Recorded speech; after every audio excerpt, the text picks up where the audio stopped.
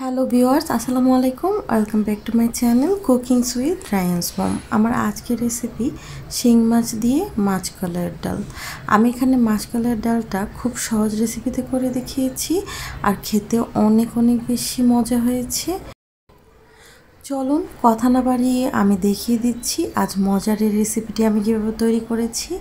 আমি এখানে শিং মাছ আগে থেকে কেটে ধুয়ে লবণ আর হলুদ মাখিয়ে একটা কড়াইতে তেল গরম করে এভাবে ভেজে নিচ্ছি।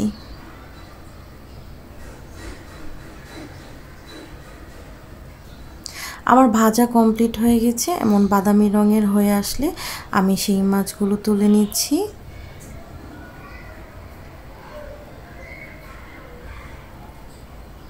তারপর ওই তেলেই আমি দিয়ে দিয়েছি হাফ কাপ পেঁয়াজ কুচি। পেঁয়াজটা ভেজে নিচ্ছি বাদামি রং হয়ে আসার আগ পর্যন্ত। বাদামি রং হয়ে গেছে। আমি এই পর্যায়ে 1 টেবিল চামচ আদা বাটা আর 1 টেবিল চামচ রসুন বাটা দিয়ে দিয়েছি। ভেজে নিব কাঁচা গন্ধ যাওয়ার জন্য কিছুক্ষণ।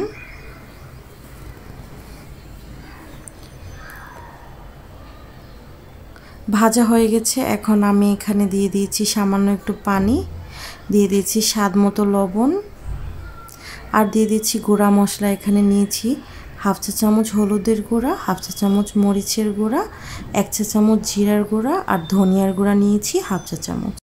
নেড়ে চেড়ে ভালোভাবে আমি কষিয়ে নিচ্ছি। আর এই কষানোটাই হচ্ছে অনেক বেশি ইম্পর্টেন্ট।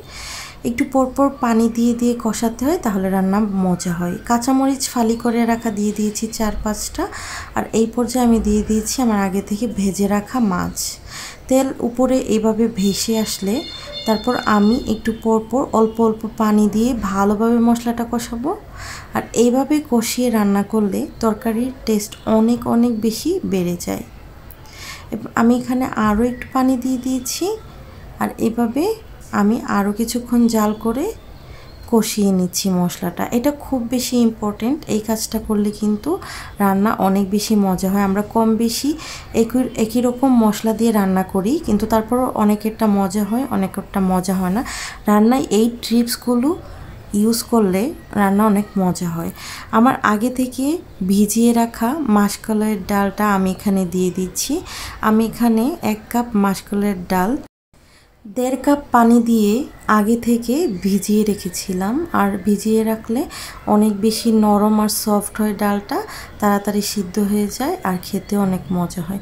এখন আমি মাসকলাইয়ের ডালটা দেওয়ার পরও একটু নেড়েচেড়ে কষিয়ে নিয়েছি। তারপর পানিটা যখন শুকিয়ে গেছে আবার একটু পানি দিয়ে আবারও একটু নেড়েচেড়ে আমি কষিয়ে নিচ্ছি।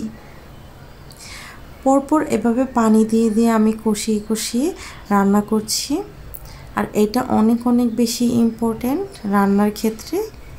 আমি এখানে ঝোল দিয়ে দিয়েছি 1 কাপের মতো পানি দিয়ে আমি ডালটা ভালোভাবে সিদ্ধ করে নিচ্ছি।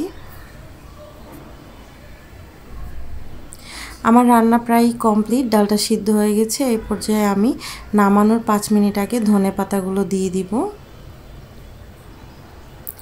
ধনিয়া পাতা দেওয়ার পর 5 মিনিট জাল করতে হয়, তার বেশি জাল করা যায় না। আমার রান্না একদম কমপ্লিট হয়ে গেছে। এই পর্যায়ে আমি চুলার জালটা অফ করে দিব। আমার চ্যানেল যদি ভালো লাগে, আমার ভিডিও যদি ভালো লাগে, তাহলে অবশ্যই আমার চ্যানেলটি সাবস্ক্রাইব করে আমার ভিডিওগুলো লাইক করে আমার সাথেই থাকবেন। বেল আইকনটি ক্লিক করে দিবেন সবার আগে আমার ভিডিও নোটিফিকেশন পাওয়ার জন্য। কে কোথা থেকে আমার ভিডিও দেখছেন অবশ্যই কমেন্ট করে জানাবেন। আমার আজকের রেসিপি একদম কমপ্লিট হয়ে গেছে। আর এটা খেতে অনেক বেশি টেস্টি হয়েছে। এভাবে অবশ্যই একবার ট্রাই করবেন। আজ বিদায় নিয়ে নিচ্ছি। আল্লাহ হাফেজ।